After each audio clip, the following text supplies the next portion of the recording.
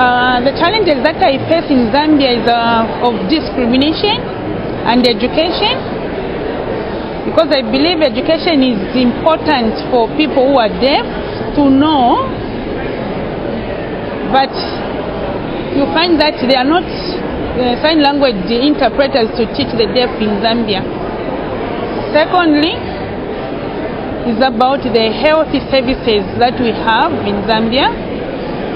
It is very difficult for me to go to the hospital and to communicate with a doctor. Another challenge I face is employment.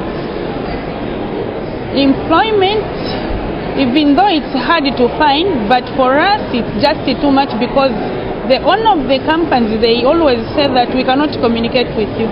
Whenever I'm going to look for employment, I need to be with someone who can communicate on my behalf, of which I don't feel good, because I'm also a person who is able to do things on my own. Sometimes I even introduce myself in a nice way, but the owner of the companies, they will just chase you out.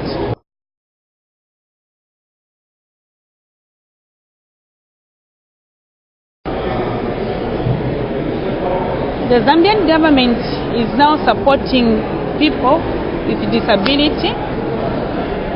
We managed to get that through the campaign that we had advocated for. And this campaign was on labor, where we had a sensitization workshop. We called the minister, other stakeholders who were there. So on that one we discussed more, and the government heard us. I want the government to improve the education sector. If it comes to secondary schools or university, they must put interpreters there. And also in rural areas, that's where we find a lot of disabled people. We need to see to it that they all get educated in the village setup.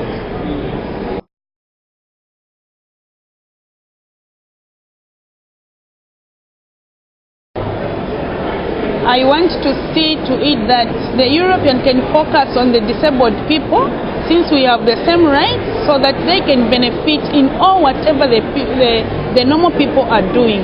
Even the disabled people should do the same. Other thing is that information, especially on the part of the deaf, we miss a lot of information because there's no one who knows sign language. So I want to see to it that they give us more information and more people to teach sign language, so that everyone can be at the same level. I want to say that I'm so thankful to be here in Europe. I've seen how people have developed. I've seen a lot of different disabilities. So when I go back, I will share with my groups the experience that I've taken from here. Yeah, I've seen even different deafs who are here, the support that they get from their various country representatives. It is really good. I also take it up and share with my people.